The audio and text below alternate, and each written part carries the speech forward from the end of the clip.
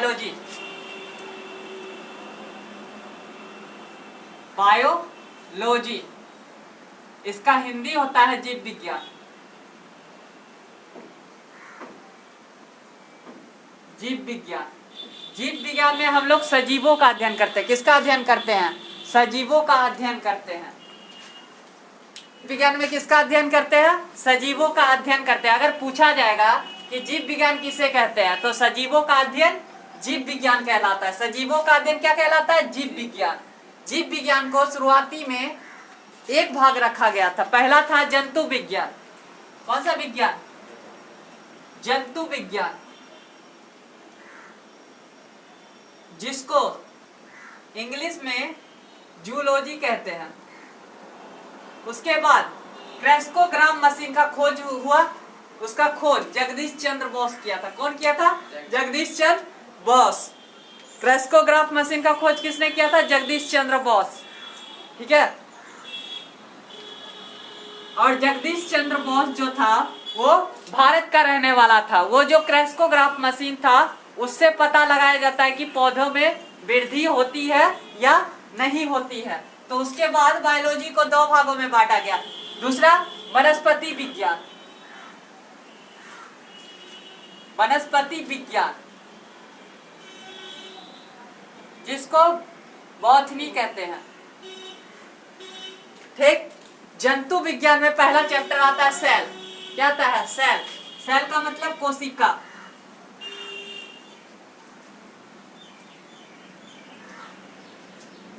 कोशिका।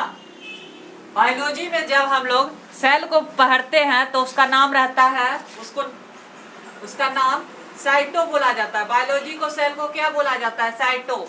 उसका अध्ययन करने वाले को साइटोलॉजी। क्या कहते हैं? साइटोलॉजी। अध्ययन करने वाले को साइटोलॉजी।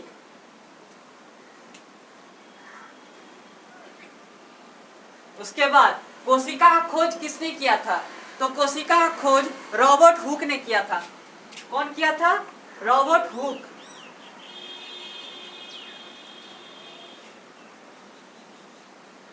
रॉबर्ट हुक कब किया था? 1665 ईस्वी में।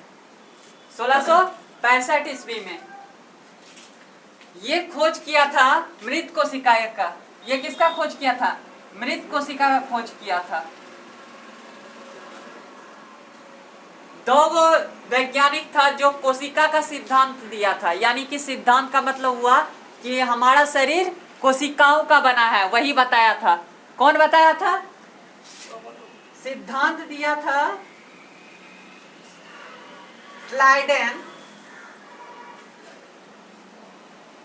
स्लाइडेन और स्वान। दो वैज्ञानिक था जो कोशिका का सिद्धांत दिया था कि मानव का शरीर किसका बना रहता है? कोशिकाओं का बना रहता है।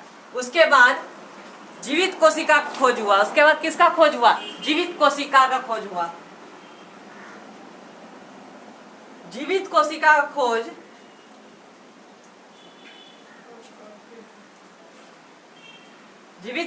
खोज एंटोनी वॉक ल्यूवेनहॉक ने किया था।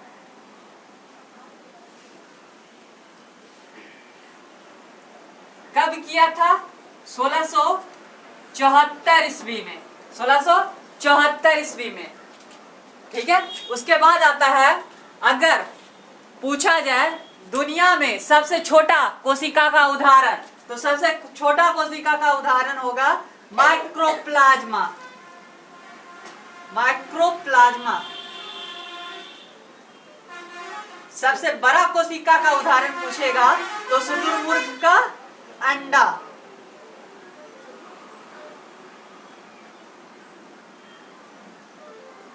उसके बाद अगर मानव में सबसे बड़ा कोशिका पूछेगा, मानव में सबसे बड़ा कोशिका का उदाहरण, तो बोलेंगे हम लोग अंडाणु।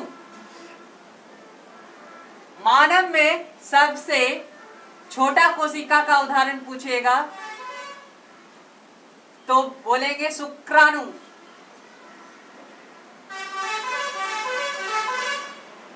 मानव में सबसे लंबा कोशिका का उदाहरण पूछेगा तो बोलेंगे न्यूरॉन।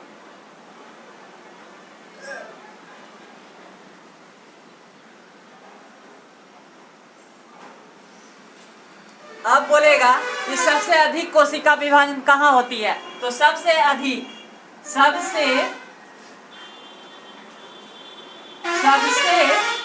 अधिक कोशिका विभाजन मतलब सबसे तेजी से कोशिका विभाजन लीवर में होती है, जिसको हम लोग यकृत कहते हैं, यकृत। और सबसे कम कोशिका विभाजन होता है ब्रेन में।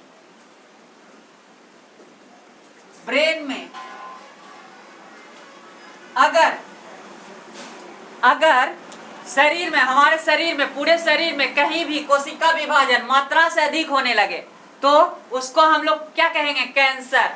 और वही चीज ब्रेन में तो कोशिका विभाजन बहुत कम होता है, और कभी कभी क्या होता है कि ब्रेन में बहुत अधिक कोशिका विभाजन होने लगता है, जिसको कहते हैं हम लोग, ब्रेन में अगर कोशिका विभाजन अधिक होने लगा तो क्या कहेंगे, ब्रेन ट्यूमर। ब्रेन के कैंसर को क्या कहा जाता है, ब्रेन ट्यूमर। ठीक है, ब्रेन के कैंसर को क्या कहा जाता है, ब्रेन ट्यूमर। अब कोशिका का पहला पार्ट है कोशिका झिल्ली।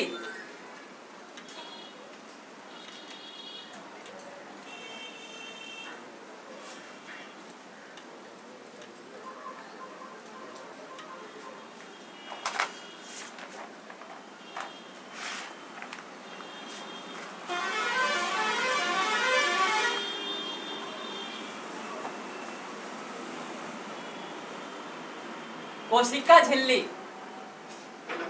फर्स्ट पार्ट है, कोशिका झिल्ली।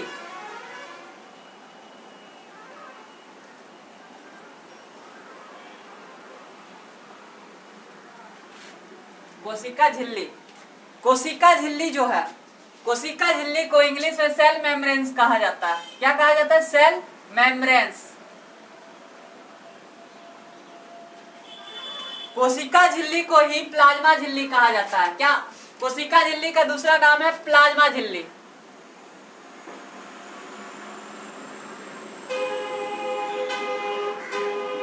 कोशिका झिल्ली ये पादप प्लस जंतु यानी प्लांट सेल और एनिमल सेल दोनों में पाया जाता है। प्लांट सेल और एनिमल सेल दोनों में पाया जाता है। कोशिका झिल्ली प्रोटीन का बना रहता है। कोशिका झिल्ली किसका बना रहता है, प्रोटीन का बना रहता है। कोशिका झिल्ली के अंदर कोशिका के सभी अंगों को रखा जाता है। कोशिका झिल्ली के अंदर कोशिका के सभी अंगों को रखा जाता है। कोशिका के सभी अंगों को रखा जाता है। अंगों को रखा जाता है, जिसे हम लोग कोशिकांग कहते हैं। जिसे हम लोग क्या कहते हैं, कोशिकांग। कोशिका के सभी अंगों को रखा जाता है, उसी को हम लोग क्या कहते हैं, कोशिकांग। अब झिल्ली क्या चीज है, अगर एक पतला ऐसा प्लोथिन टाइप का रहता है, उसी को झिल्ली कहते हैं। उसी के अंदर कोशिका के सभी अंगों को रखा जाता है। यही झिल्ली के अंदर कोशिका के सभी अंगों को रखा जाता है, जिसे हम लोग कोशिका झिल्ली कहते हैं। कोशिका झिल्ली को इंग्लिश में सेल मेम्ब्रेन्स कहते हैं। ठीक है, ये पादप यानी पौधे और जंतु दोनों में पाया जाता है। ये किसका बना रहता है, तो प्रोटीन का बना रहता है। कोशिका झिल्ली क्या करती है, तो कोशिका झिल्ली कोशिका के सभी अंगों को रखने का काम करती है, जिसे हम लोग कोशिकांग कहते हैं। ठीक है, ये एक प्लोथिन टाइप का रचना होती है। दूसरा है कोशिका भित्ति।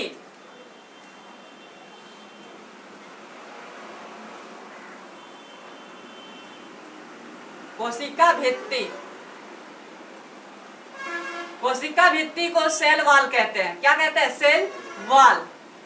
ये ओनली प्लांट सेल में पाया जाता है। ये ओनली किस में पाया जाता है, प्लांट सेल में। ये ओनली प्लांट में पाया जाता है। प्लांट यानी पौधों में से पाया जाता है, पादप कोशिका में पाया जाता है। ये किसका बना रहता है, ये सेल्यूलोज का बना रहता है।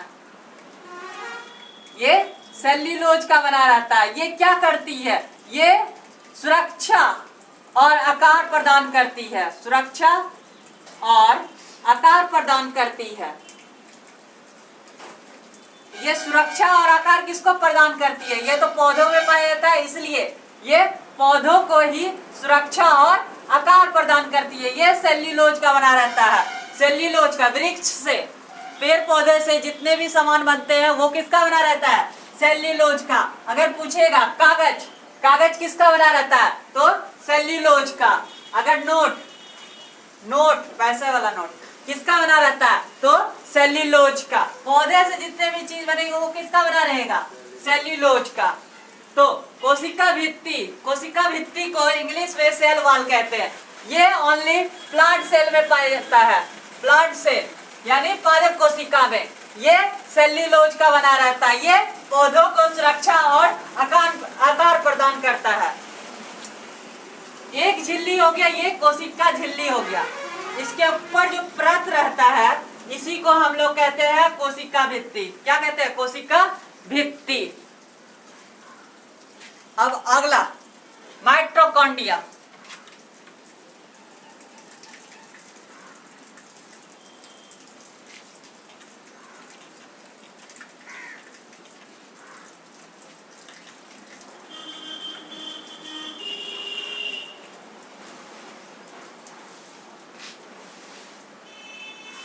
माइटोकॉन्ड्रिया,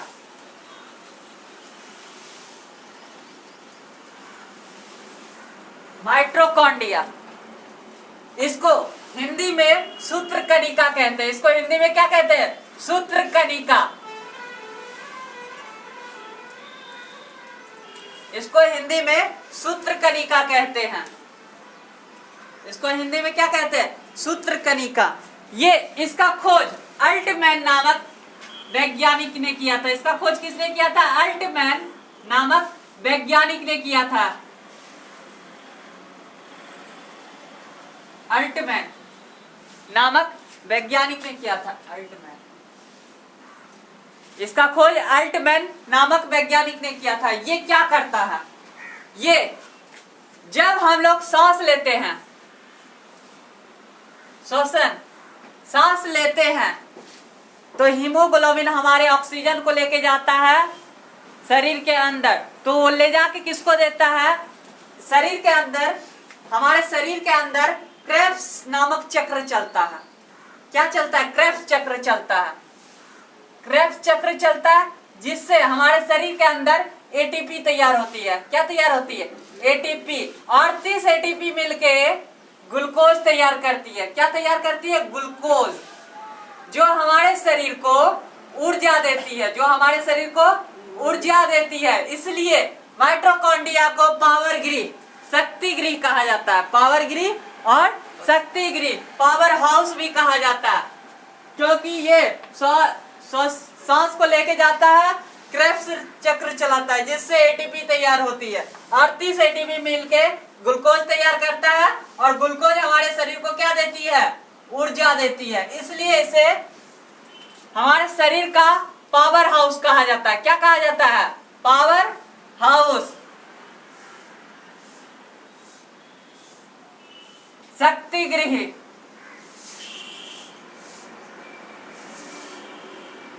ये कोशिका ही माइटोकॉन्ड्रिया के आंतरिक दीवार को, माइटोकॉन्ड्रिया के आंतरिक दीवार को क्रिस्टी कहते हैं।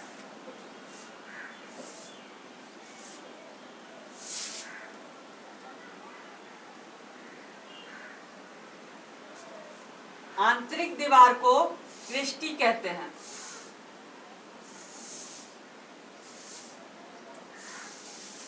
माइटोकॉन्ड्रिया, माइटोकॉन्ड्रिया को हिंदी में सूत्रकणिका कहा जाता है, जिसका खोज अल्टमैन नामक वैज्ञानिक ने किया था। ये क्या काम करता है? ये श्वसन को ले जाके क्रेब्स चक्र चलाता है। क्या चलाता है? क्रेब्स चक्र, चेन रिएक्शन टाइप का कुछ होता है, चक्र टाइप का चलता है सर्किल। उससे हमारे शरीर में एटीपी तैयार होता है और 30 एटीपी मिलके ग्लूकोज तैयार करता है। ये ग्लूकोज हमारे शरीर को ऊर्जा देती है, ऊर्जा देती है। इसलिए माइटोकॉन्ड्रिया को पावर हाउस या शक्ति गृह कहा जाता है। और माइटोकॉन्ड्रिया के आंतरिक दीवार को क्रिस्टी कहते हैं। अगला है गाल्जी बॉडी,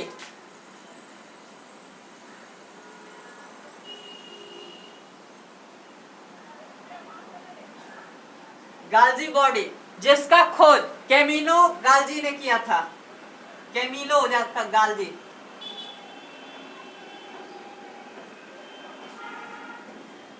कैमिलो गाल्जी ने किया था। ये गाल्जी बॉडी क्या करती है? हमारे शरीर के अंदर परिवहन का काम करती है। किसका काम करती है?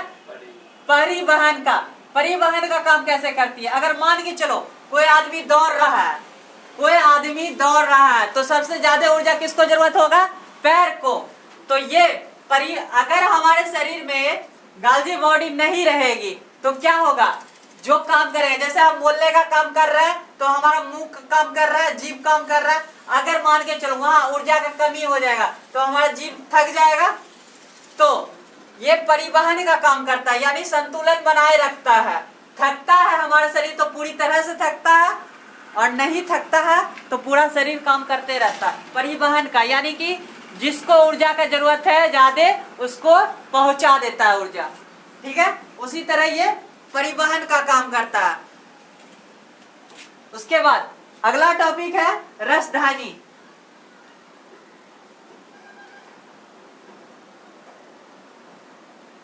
जिसको हम लोग वैक्यूल्स कहते हैं, वैक्यूल्स।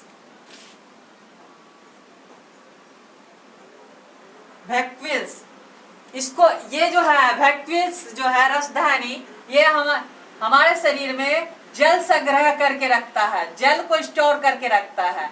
हमारे शरीर का 65% जल, हमारे शरीर में 65% जल किसके अंदर है? वैक्यूल्स के अंदर है, कोशिका के वैक्यूल्स के अंदर, रसधानी के अंदर। ये क्या करता है? जल को संग्रह करके रखता है, स्टोर करके रखता है अपने अंदर।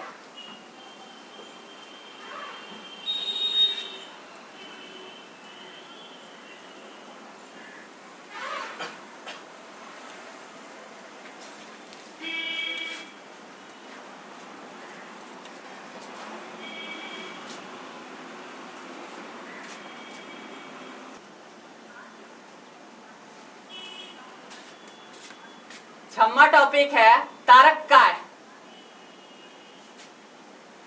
तारक काय जिसको इंग्लिश में सेंट्रोसोम कहा जाता है। सेंट्रोसोम, इसका खोज बॉबरी नामक वैज्ञानिक ने किया था। इसका खोज किसने किया था? बॉबरी नामक वैज्ञानिक, बॉबरी नामक वैज्ञानिक ने किया था। इसका काम होता है कोशिका विभाजन का। इसका क्या काम होता है? कोशिका विभाजन करने का। कोशिका विभाजन या पुनः निर्माण,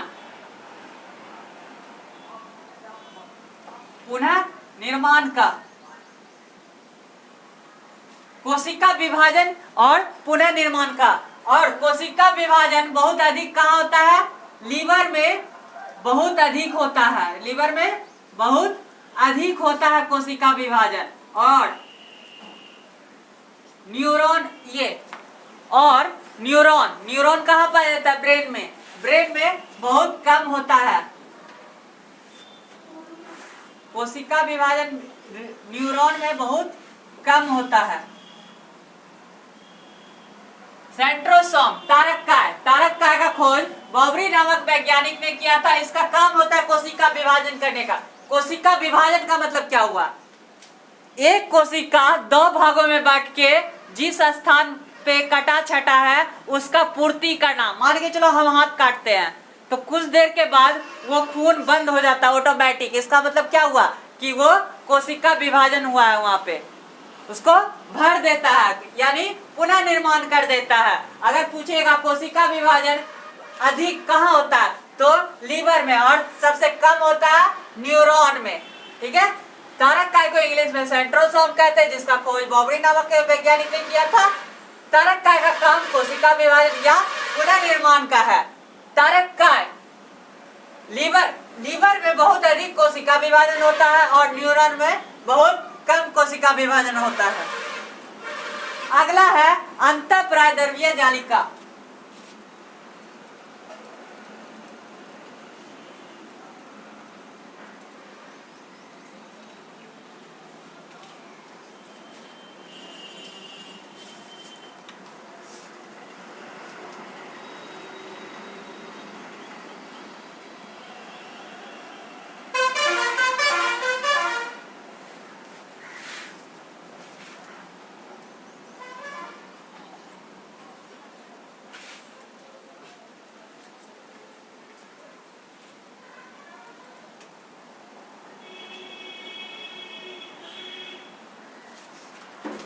अंतःप्राद्रव्य जालिका, इसका काम क्या होता है? ये आंतरिक कंकाल का काम करता है।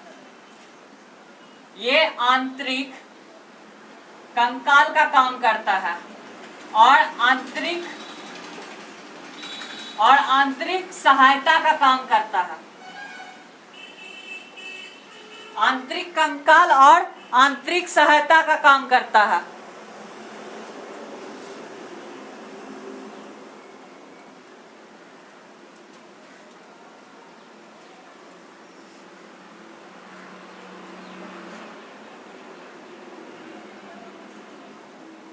इसका हिंदी होता है, मतलब इंग्लिश होता है एंडोप्लाज्मी रेटिकुलर, एंडोप्लाज्मी रेटिकुलम।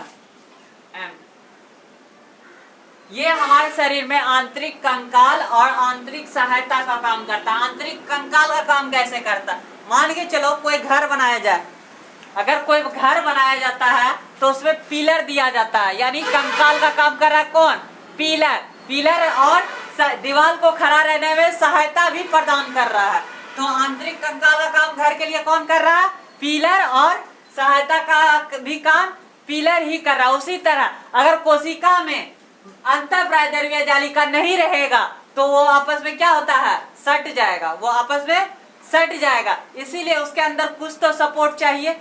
इसीलिए यही अंतःप्राद्रव्य जालिका आंतरिक कंकाल और आंतरिक एंडोप्लाज्मी रेटिकुलम कहते हैं। अंतःप्राद्रव्य जालिका आंतरिक कंकाल और आंतरिक सहायता का काम करता है। ठीक है। अंतःप्राद्रव्य जालिका को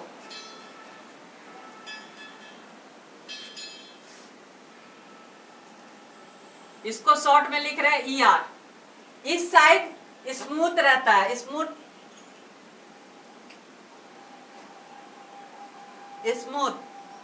और इस साइड रफ।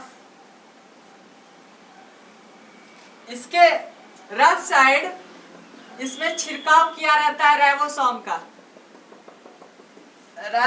का। अगर पूछेगा अंतःप्राद्रव्य जालिका को कितने भागों में बांटा गया है? 2 भागों में, एक स्मूथ ER, एगो रफ ER। स्मूथ ER हमारे शरीर में वसा का निर्माण करता है। ये किसका निर्माण करता है? वसा का। ये किसका निर्माण करता है? वसा का। और rough side, rough ER side ribosome का छिड़काव होता है, जो हमारे शरीर में प्रोटीन का निर्माण करता है। किसका निर्माण करता है? प्रोटीन का। इसके अंदर किसका छिड़काव रहता है? राइबोसोम का। ठीक है। अंतःप्राद्रव्य जालिका को इंग्लिश में एंडोप्लाज्मा रेटिकुलम कहते हैं। इसका काम होता है आंतरिक कंकाल और आंतरिक सहायता का। अंतःप्राद्रव्य जालिका को 2 भागों में बांटा गया है, एक स्मूथ ER, एगो rough ER। Rough smooth ER वसा का निर्माण करता है और रफ ER साइड राइबोसोम का छिड़काव रहता है, जो हमारे शरीर में प्रोटीन का निर्माण करता है।